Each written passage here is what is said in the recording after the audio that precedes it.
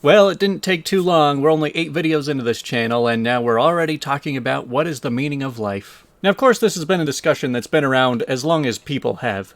You know, people have always wondered, what is our purpose here? What am I supposed to accomplish in my life? And how do I know if I lived up to my potential? Well, the answers to all these questions are kind of the same, but have also changed drastically over time. And you might have a completely different answer based on your priorities or where you're from, and that's why it's so difficult to have a straight answer to that question without being extremely vague. Now, one thing that's always been part of human nature is that we love to compete with other people. Whenever we see people that are successful or happy, we want to experience that for ourselves as well. And so for a lot of people, their goals in life is just to accomplish as much as possible, be as prominent and successful as possible, try and become famous and well-loved among many people around the world, and try to leave your mark, make a difference on the world. And of course, ever since the internet's been around, it's been much easier to compare yourself to other people, which can be good for some people, but a lot of the time, the internet has really diminished a lot of people's self-worth. Because when you're going about your regular life, maybe you go to work, maybe you go to school, you're just doing regular things that most people do. But then you look on the internet and you see these celebrities who are making millions of dollars, and then they're pouring millions of dollars into a bunch of causes they do, or they are running these massive businesses. They're just changing the world, doing more than you could ever hope to do. And so then you start to look at yourself and think like, man, what is my life worth? I'm not doing anything, while these people are out there just changing the world on their own, it seems. I think a lot of people get this feeling when they see people like Elon Musk, for example. I mean, how could one person push humanity so far forward, basically revolutionizing the electric car and pushing us towards going to another planet? And I think a lot of people would look at Elon Musk and just say, yep, there is no way I can compete with that. This guy clearly has conquered life, and there's no way I can ever do something like that. Or maybe they follow people on YouTube or Instagram, and they see all these rich celebrities that can just do whatever they want, they can travel around the whole world, they have the money to just buy anything they could ever want. And again, you take a look at your life and you think, man, I'm not accomplishing anything amazing. I'm just going to work every day and paying my bills. But something you also have to take into consideration, rather than only looking at the people way above you, you should also take a look at the pretty massive chunk of the world that does not have very many opportunities. So here I want to show you something that I really think is awesome about Google Maps and why I spend so much time looking around the world. So here we are in New York City. One of the busiest places in the world. There are people that wake up in these high-rise apartments. They live a very expensive, busy lifestyle. Many of them probably work 14, 16 hours a day, just trying to get ahead.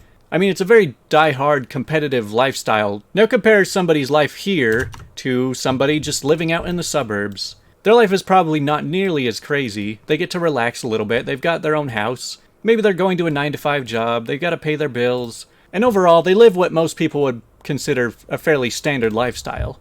I mean, they still have the internet, they're still exposed to everything that's going on, and probably have a lot of similar ambitions.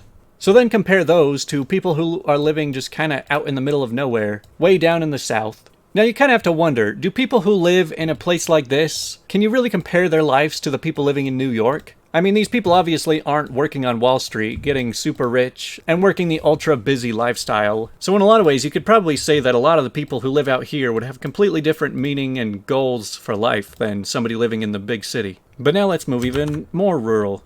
Now let's say you live out in Brazil, where maybe you don't even have internet, you're just kind of living in your own little community. You're not super concerned about what's going on around the world. You're mostly just concerned about getting by, keeping yourself alive. And I'm sure there are a lot of people who live their entire life without traveling more than 50 miles out of their hometown. Now let's take a look at people who are living way out in Greenland. Now you're getting even more isolated and detached from the rest of the world. So when I do my whole Google Maps things, when I'm exploring the world, I bring up a lot that I wonder what life is like for people living here. Because again, obviously, somebody living here is going to have a completely different life than somebody growing up in the suburbs or a big city. You're going to have completely different priorities, completely different hobbies, different values, different goals in life. And it's really just interesting to see how different of lives people can live. And now we're here in a small town in Mongolia, just to drive the point home of just how different of lives people around the world are living. I mean, do you really think that these people are on Instagram every day, just looking at celebrities, wishing that they had designer clothing and always wanting the next iPhone?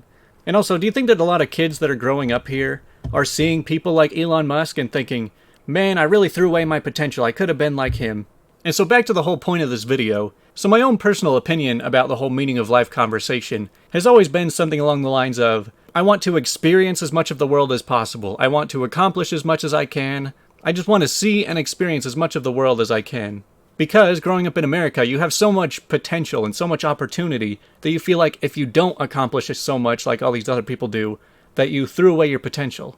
But then you think, like, what if I was born, say, 80 years ago, before the internet was around, before international travel was even much of a thing? Or what if I was born in some small third world country? So can you ever really feel like you didn't experience enough in your life? When there are people out there who live in the same small town their entire life, with very little to no exposure of what happens outside of their small town? You know, a lot of it just comes down to your own perspective. And so, for the final answer of the question, like I said, the only way to get a universal answer to the question is to make it as vague as possible, and I would say that the meaning of life is that when you are on your deathbed, you can look back at your life and say, I'm happy with how it went. I'm proud of the things that I did. I enjoyed my experiences. I had lots of great stories to tell. And that's what really matters.